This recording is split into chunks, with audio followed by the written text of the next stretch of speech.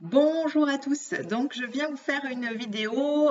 Aujourd'hui j'avais décidé de faire un live et puis en fait je me suis dégonflée. Je préfère choisir les outils que je maîtrise à peu près. J'ai commencé par vous faire une vidéo pour les sourds-muets mais sans les signes puisque j'avais coupé le son. Donc je vais essayer de faire court et concis.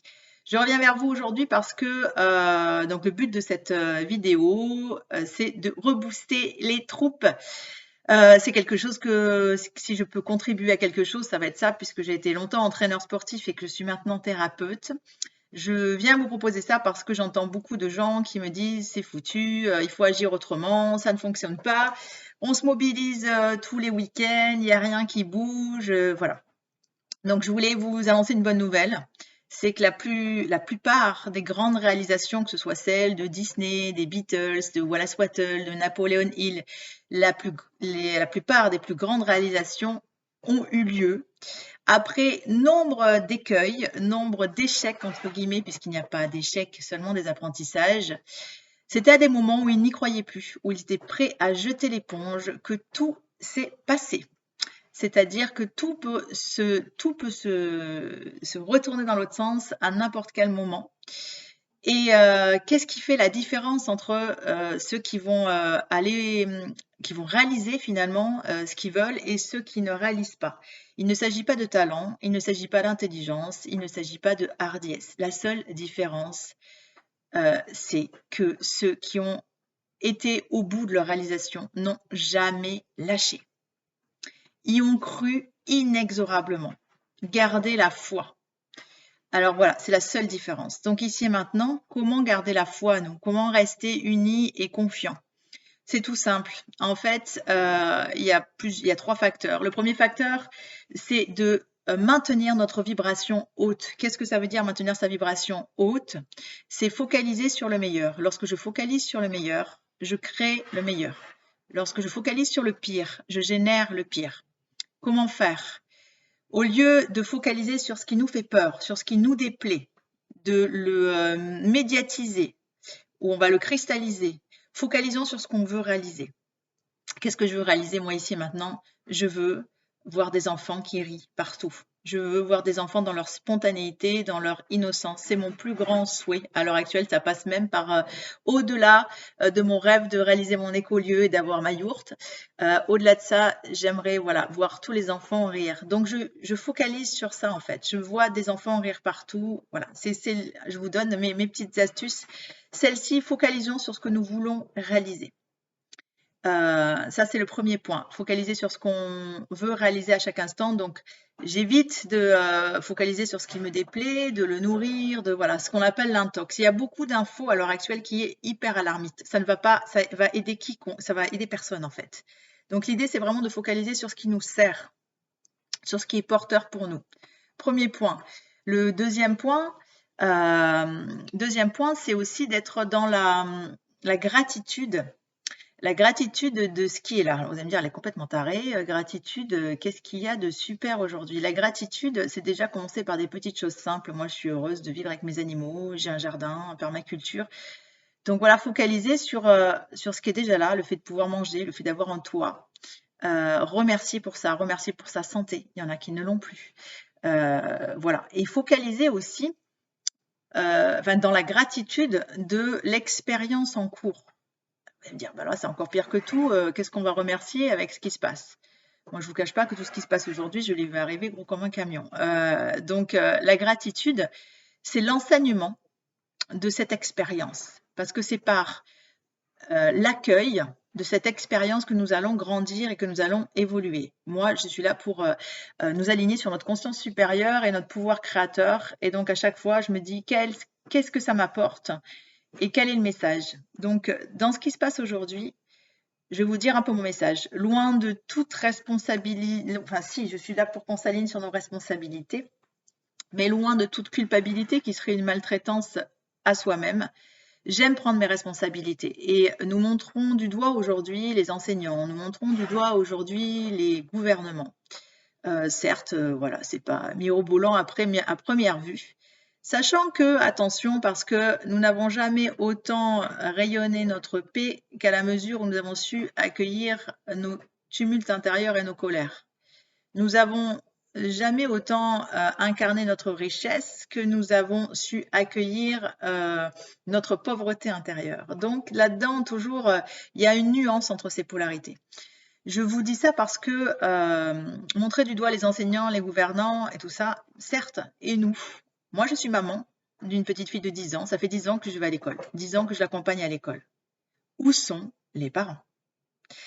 Encore une fois, aucune culpabilité. Où avons-nous été depuis nombre d'années? Depuis nombre d'années, moi, j'ai été déléguée et quand il fallait chercher un délégué, c'était vraiment presque une expédition du Mont Blanc.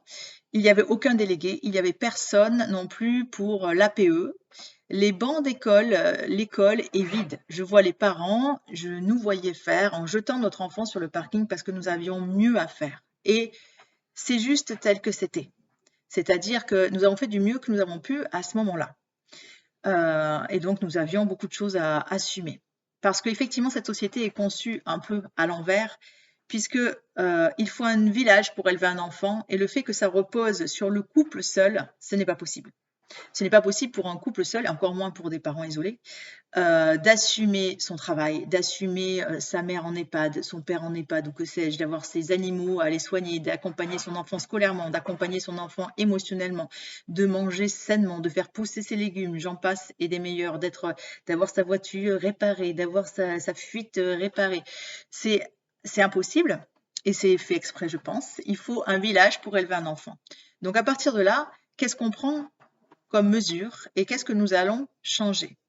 Nous avons été absents et à partir du moment où nous avons été absents, nous avons laissé passer des choses qui nous ont amenés où est-ce que nous en sommes aujourd'hui. C'est-à-dire que j'ai vu aussi, lorsque ma fille était en maternelle, des plans Vigipirate se mettre en place, où on expliquait aux enfants qui avaient 3 ans comment se cacher dans les placards. Et moi, là-dessus, je disais, mais c'est pas possible, j'ai mis mon enfant ici pour apprendre les maths, le français, et pas pour la nourrir de peur.